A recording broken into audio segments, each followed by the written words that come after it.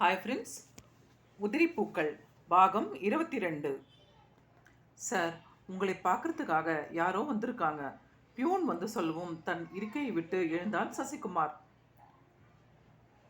இவர்தான் சார் உங்களை பார்க்கணும்னு சொன்னது. ரிசப்ஷனில் இருக்கை ஒன்றில் அமர்ந்து சசிகுமாருக்காக படப்படப்போடு காத்து கொண்டிருந்த வாசுவை காட்டிவிட்டு பியூன் நகர சசிகுமார் புருவங்களை உயர்த்தி அவரை ஏறிட்டான். என்னை பார்க்கணும்னு சொன்னீங்களாமே, நீங்க யாரு? கண்கள் கலங்கின, நரம்புகள் துடித்தன. அவனை அப்படியே கட்டிப்பிடித்து கன்னத்தில் நெற்றியில் முத்தமிடும் போல ஆசையாய் இருந்தது. ஆனால் குற்ற உணர்ச்சி குறுக்கே விழுந்து மறைத்தது. சசி, தழுத்தழுத்தார் வாசு. என் பெயர் இருக்க எப்படி தெரியும்? குழப்பத்தில் சசிகுமாரின் புருவங்கள் உயர்ந்தது. சசி, என் பேரு வாசு. நான் உங்க கூட கொஞ்சம் பேசணும், மனம் விட்டு பேசணும், ப்ளீஸ். அவனுடைய கைகளை அழுத்தமாய் பற்றி கொண்டு குலுக்கினார். ஆபீஸுக்கு அருகாமையில் உள்ள ஒரு பார்க்கில் வாசுவும் சசியும் அமர்ந்திருந்தார்கள். அங்கு எல்லாவற்றையும் அமைதியாய் ஒன்று விடாமல் சொல்லி முடித்தார் வாசு.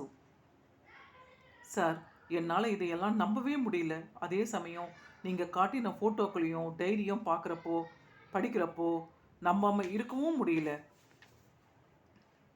இத்தனை வருஷமா வராத நீங்கள் இப்போ ஏன் வந்தீங்க? இத்தனை வருஷங்களாக சொல்லாத விஷயங்களை இப்போ ஏன் சொன்னீங்க? என்னோட நிம்மதியை கெடுக்கணும்னா இல்லை என் சந்தோஷத்தை அழிக்கணும்னா? சற்றே கோபமும் அழுகமுமாய் கேட்டான் சசி.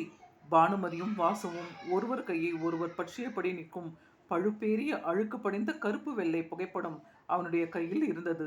படித்து முடித்திருந்த வாசுவின் டைரியை மூடி அவரிடமே நீட்டினான். சத்தியம்மா, அப்படி ஒரு தப்பான எண்ணம் எனக்கு இல்லை சசி. அன்னைக்கு ஏதோ ஒரு வேகத்தில், பிடிவாதத்தில், சுயநலத்தில் அப்படி நடந்துக்கிட்டேனே தவிர அடிப்படையில் நான் கெட்டவன் இல்லை. என் முகத்தில் முழிக்கா கூடாதான்ற வைராகியத்தோட குழந்தையா இருந்த உன்னை தூக்கிட்டு பானு அந்த ஊரை விட்டே போன பிறகுதான் பானுவோட காதலையும் அன்பையும் இழந்துட்டோன்ற உண்மையா உரைச்சது.